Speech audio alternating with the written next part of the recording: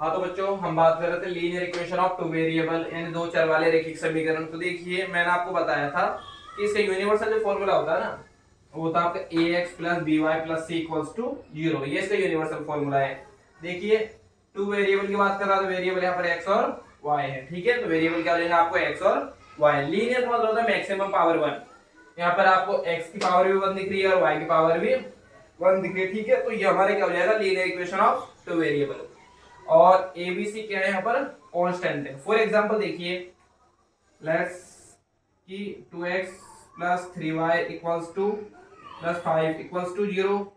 क्या ये linear equation है? आप बोलोगे बिल्कुल ये लीनियर इक्वेशन है। क्यों है? देखो यहाँ पर x और y तो क्या हो जाएंगे आपके वेरिएबल, और a कितना हो जाएगा आप कंपैरिजन करिए। a हो गया आपका 2 क्योंकि x के साथ a जुड़ा होता है, b कितना हो गया 3 और c कितना हो गया आपका 5।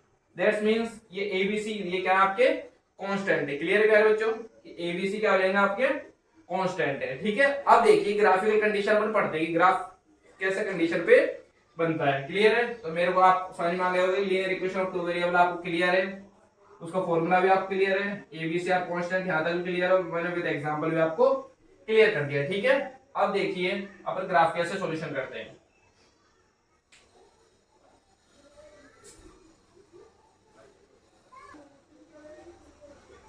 देखिए बच्चों अभी अपन ने पढ़ा था कि linear equation of two variable का फॉर्मूला क्या होता है। क्लियर है? तो अपन ने पढ़ा था वो था हमारा ax plus B Y plus C equals to zero. अब एक बात समझिए, यहाँ पर वेरिएबल कितने हैं? यहाँ पर दो वेरिएबल आपके क्या है वेरिएबल, एक तो x और एक y।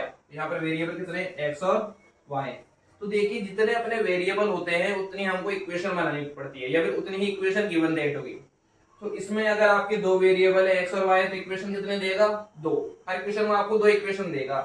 तो लेट्स अपन को फर्स्ट इक्वेशन क्या दिए? a1x b1y plus c1 equals to zero. ठीक है, इक्वेशन नंबर वन आपको ये दे दी। इक्वेशन नंबर टू सिमिलरली दे दी a2x plus b2y plus c2 equals to zero. Equation number one ये दे दी, इक्वेशन नंबर टू ये दे दी। ठीक है, हर इक्वेशन में आपको दो इक्वेशन देगा मैक्सिमम। क्लियर है? तो दो इक्वेशन आपको दे दी है, अब कंपैरिजन करवाएगा। तो देखिए केस नंबर फर्स्ट करते हैं अपन,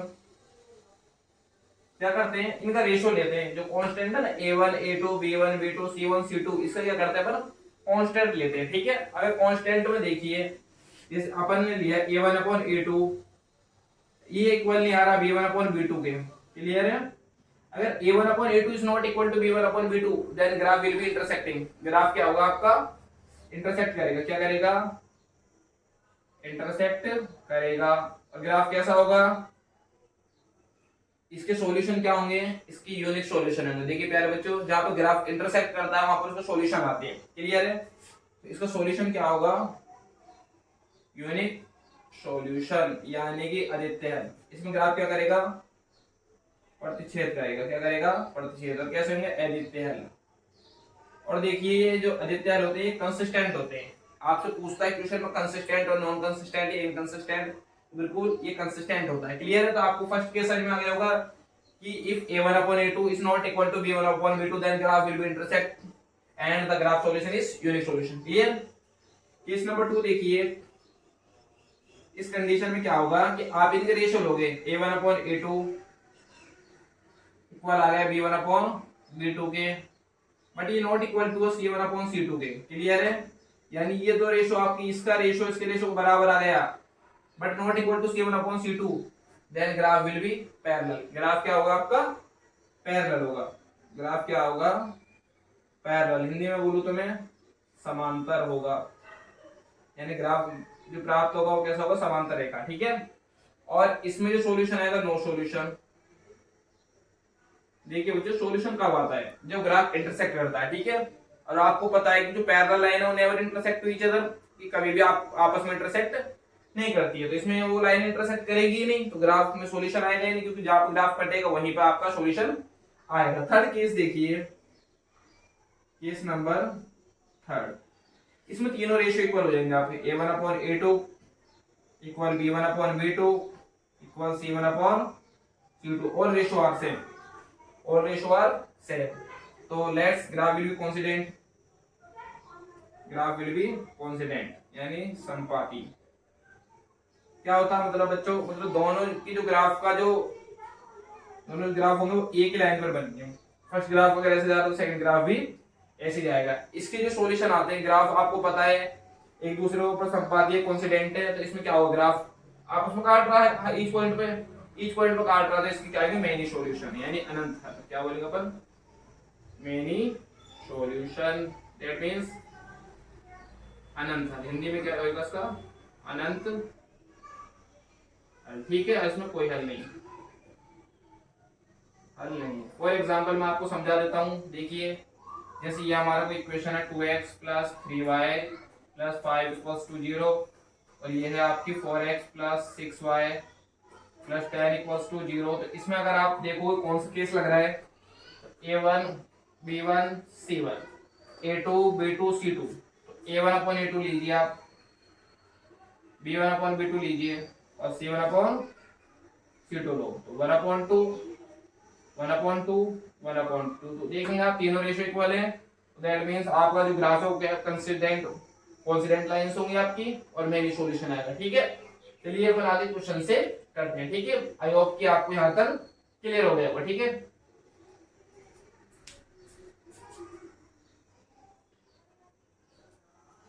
चलिए बच्चों एक एग्जांपल अपने सामने है कि 2x plus 3y equals to 6 and 3x minus y equals to 8 को आपको ग्राफिकल सॉल्यूशन बनाना है। ठीक है, तो देखिए ग्राफिकल सॉल्यूशन पर बनाते हैं उससे पहले देखिए आप ग्राफ को चेक करिए कि ग्राफ क्या किस नेचर का है। ठीक है, अपने भी नेचर चेक करे थे, तो देखिए a1 कितना है आपका 2 और a2 कितना है 3, इस नॉट इक्वल टू आ रहा है। b1 कितना है आपका 3 और b2 कितना -1। तो इसको देखते ही आप समझ जाओगे जो ग्राफ होगा वो इंटरसेक्टिंग होगा। ठीक है, ग्राफ क्या करेगा, आपस में इंटरसेक्ट करेगा। ठीक है, तो आप सबसे पहले अगर ग्राफ सॉल्यूशन करेंगे तो ग्राफ को चेक करिए पहले, ग्राफ क्या सॉल्यूशन दे रहा है, इसको देखते ही आप बता सकते हो ग्राफ क्या रहेगा, इंटरसेक्टिंग सॉल्यूशन होगा। ठीक है, अब देखिए कैसे करेंगे इंटरसेक्टिंग सॉल्यूशन, उसको देखिए। तो आपको दो इक्वेशन देगा, ठीक है, क्योंकि मैंने आपको बताया जितने वेरिएबल होंगे उतनी वो इक्वेशन देता है। ठीक है, तो आपको दो इक्वेशन देगा, एक तो ये दे दी और एक ये दे दी। आप क्या करेंगे, अगर इक्वेशन 1 को सॉल्व करेंगे तो 2 को आप भूल जाएंगे। ठीक है, 1 को सॉल्व करें तो 2 को भूल जाओ, तो बाय इक्वेशन 1, इक्वेशन 1 से देखिए 2x plus 3y equals to 6, तो इसमें से आप किसी को भी उधर लेके जा सकते हो। ठीक है, दोनों में से किसी भी एक का ट्रांसपोजिशन करना है आपको, तो x का भी कर सकते हो, y का भी कर सकते हो। तो एक काम करते हैं अपन x का कर लेते हैं। ठीक है, तो 3y या फिर y का कर लेते हैं, y का कर देते हैं। तो देखिए 2x equals to 6 minus 3y, तो 2 जाएगा डिवाइड में, तो 6 माइनस 3y अपॉन 2। देखिए यहाँ पर x अकेला हो गया, अकेला हो गया ना, मतलब कोई साथ नहीं है, ये आपकी कंडीशन बन गई। अब देखिए आपको ऐसी वैल्यू रखनी है कि 2 से डिवाइड पूरा पूरा जाए, तो मैं इसको सीधा बॉक्स से आपको समझा देता हूँ। ठीक है, ये अपन ने बॉक्सेस बना दिए। ठीक है, 3 वैल्यू रख सकते हैं अपन, मैक्स मतलब 3 वैल्यू ज्यादा बेटर रहती है। तो देखिए मैं ऐसी वैल्यू रखूंगा y की 2 से डिवाइड पूरा पूरा जाए, तो देखिए मैं 0 रख सकता हूँ क्या, बिल्कुल एब्सोल्युटली मैं y 0 रख सकता हूँ, तो ये 0 हो जाएगा, 3 0 जाए 0, 6 में 2 का डिवाइड करोगे 3, फिर क्या रख सकते हो आप, 1 रख सकते हो कि नहीं, 3 1 जा 3, 6 में 3 गए नहीं, पॉइंट में नहीं जाना, फिर आप 2 रखिए, 3 2 जा 6, 6 में 6 गए 0, 0 2 का डिवाइड करोगे 0, फिर क्या रखिए 3 रख सकते हो नहीं, 4 रखिए, आपने 4 रखा तो 4 3 जा 12, 12 में 6 गए -6, -6 में 2 का डिवाइड करा तो -3। ठीक, ये आपका केस बन गया, क्लियर है, सही है ना। ये आपका फर्स्ट का सॉल्यूशन हो गया। कुल मिलाकर यहाँ पर आपको 3 वैल्यू पुटअप करनी होती है। जैसे मैं आपको थोड़ा समझा दूं, put value y equals to 0, then x equals to 6 minus 3 into 0 upon 2, तो कितना है 6 अपॉन 2 इक्वल्स टू 3।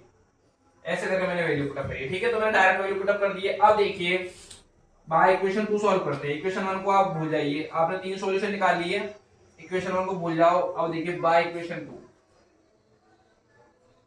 इक्वेशन 2 को सॉल्व करिए। तो इन दोनों में से आप किसी को भी उधर लेके जा सकते हो।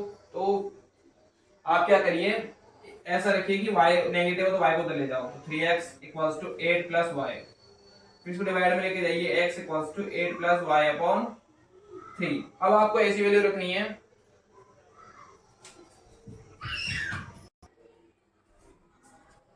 देखिए बच्चों अपन बॉक्स बना देते हैं। ठीक है, ये मैंने बॉक्सेस बना दिया, क्लियर है?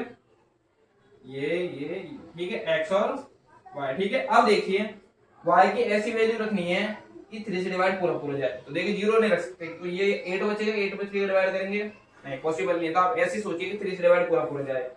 तो मैं वाई क्या रखता हूँ 4, 4 और 8 12, 12 में 3 डिवाइड करोगे तो कितना बचेगा, वापस 4 आएगा, ठीक है।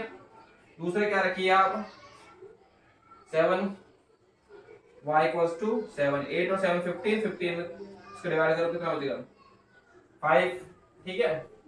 एक क्या रखते हो 1 भी रख सकते हो, चलो 1 भी रख लेते हैं, 1 रखेंगे 9, 9 में इसको डिवाइड करो 3, तो ये हमारे तीन वैल्यू आ गए, ठीक है। तो अब देखिए इन तीनों को मैं उधर लिख दूंगा और इसका फिर हम ग्राफ सॉल्यूशन बनाएंगे कि ग्राफ इसका कैसा बनता है, ठीक है। तो देखिए चलिए बच्चों, देखिए ये दो बॉक्स अपना बना लिए हैं, इसका सॉल्यूशन ये रहा और उसका सॉल्यूशन ये रहा। अब देखिए ये अपने ग्राफ में 4 एक्सिस होते हैं, तो मैं चारों एक्सिस ले लिए। ये आपका ओरिजिन पॉइंट होता है 0 0, यहाँ पर ले लेते हैं 1 2 3 4 5 6 7 8 9 और 10, जिसको बोलते हैं एक्स एक्सिस, ठीक है। ये होता है हमारा एक्स डैश या एक्स प्राइम बोल सकते हो आप, ठीक है। एक्स डैश एक्सिस ये नेगेटिव होता है, -1 -2 -3 -4 -5 -6 एंड -7। ये y एक्सिस होता है और ये y डैश होता है। तो देखिए 1 2 3 4 5 6 7 एंड 8, -1 -2 -3 -4 -5 -6 -7, ठीक। अब देखिए फर्स्ट इक्वेशन में x3 है तो y0, तो x3 किस पाएगा, x एक्सिस पाएगा, y0 ये रहा। फिर देखिए y2 एंड x0, तो y2 ये रहा और x0 ये आएगा, ठीक है। तीसरा x-3 y4 ये आएगा ऐसे। तो कुल मिलाकर ये तीनों ये ऐसे कुछ करता हुआ जाएगा, ठीक है। यहाँ पर आप कोऑर्डिनेट लिख दीजिए 3 0 0 2 और -3 एंड 4, ठीक है। इस इक्वेशन भी आप लिख सकते हो इसके ऊपर। सिमिलरली अब देखिए ये इक्वेशन नंबर 2 का सॉल्यूशन था, x4 y4, x4 और y4 ये आ गया हमारा सामने जस्ट, ठीक है। उसके बाद में x5 y7, x5 है और y कितना है 7 है, तो अपन यहाँ ले लेते हैं ऑलमोस्ट। फिर y1 और x3, तो y1 और x3 ये आ जाएगा अपना यहाँ पर। और ये कुछ ग्राफ इस टाइप से आपका इंटरसेक्टिंग करेगा। तो देखिए जहां पर ये ग्राफ इंटरसेक्ट करता है वहां पर x और y की सॉल्यूशन मिलते हैं, ठीक है। तो इस पर आप कोऑर्डिनेट लिख दीजिए। ये कोऑर्डिनेट कितने थे 5 7, ये कोऑर्डिनेट कितने 4 4 और ये कोऑर्डिनेट कितने थे 1 और 3 और 1, ठीक है। 3 और 1 ये अपने सॉल्यूशन हो गए, ठीक है।